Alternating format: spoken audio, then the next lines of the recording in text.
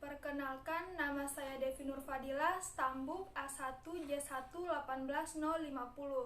Saya salah satu praktikan anatomi fisiologi manusia yang merupakan anggota kelompok 3. Praktikum ini diampu oleh dosen Bapak Mustamin Balumbi, SPD MSI. Asisten saya sendiri, Kak Firan Sahid. Dalam video kali ini saya akan menjelaskan mengenai sistem saraf involunter. Inilah gambar yang telah saya gambar.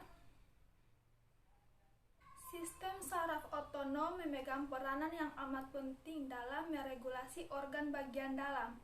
Sistem ini bekerja secara otomatis dan di luar kesadaran. Otomatisasi memungkinkan tubuh dapat menghadapi lingkungan yang selalu berubah setiap saat.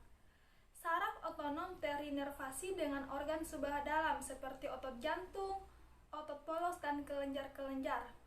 Sistem ini meregulasi tekanan dan aliran darah, motilitas saluran pencernaan dan sekresinya, suhu tubuh, dilatasi saluran pernapasan, paras glukosa, metabolisme, mikturisi, refleks pupil mata, dan akomodasi.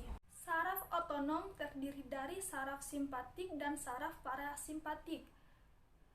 Preganglion saraf simpatik pendek berasal dari gray matter, tulang belakang, dan meninggalkan melalui ventral. Sedangkan preganglion saraf parasimpatik berasal dari batang otak dan bagian sakral, kemudian menjulur keluar dan bersinapsis dengan ganglion yang dekat dengan organ sebelah dalam, atau saraf 7, 3, 9, dan 10. Yang pertama, mata. Pada saraf simpatik, letak ganglionnya berada di paravertebral dan bekerja dalam dilatasi pupil mata dan relaksasi otot siliaris untuk pandangan jauh. Sedangkan pada saraf parasimpatik berada di saraf kranial 3 dan bekerja dalam kontraksi pupil mata dan otot siliaris untuk pandangan dekat. Yang kedua, kelenjar submandibular dan sublingual. Pada saraf parasimpatik berada pada bagian saraf kranial 7 dan saraf kranial 9 dan bekerja dalam menstimulasi cairan ludah. Sedangkan pada saraf simpatik bekerja dalam pencegahan pengeluaran cairan tubuh. Yang ketiga, paru-paru. Pada saraf parasimpatik berada pada saraf kranial 10 dan bekerja pada konstruksi bronki dan merangsang sekresi.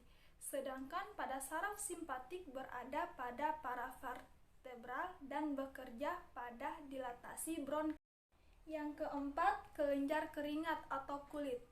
Pada saraf simpatik berada pada paravertebral, bekerja untuk memproduksi keringat. Sedangkan pada saraf simpatik bekerja dalam menurunkan ekskresi keringat. Yang kelima, jantung. Pada saraf parasimpatik berada di saraf kranial 10.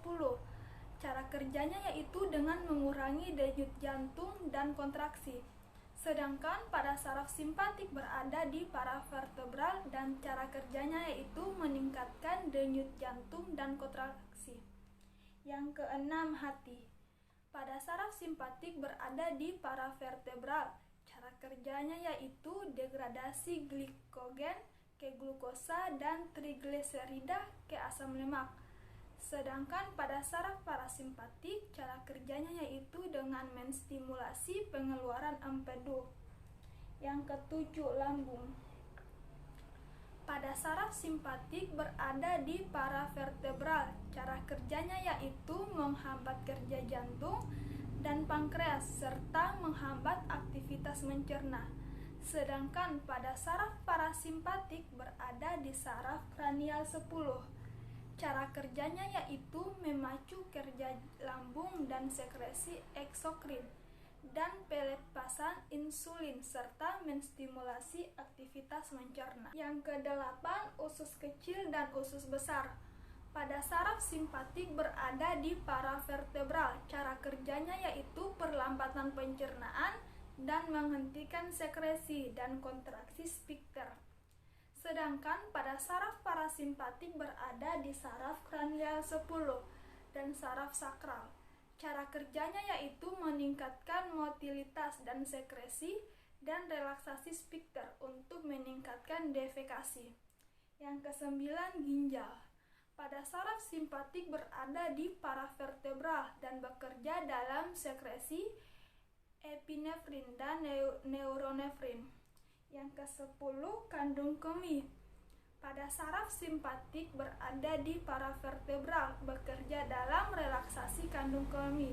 Sedangkan pada saraf parasimpatik berada di saraf sakral. Baik, itulah hasil penjelasan saya tentang sistem saraf involunter.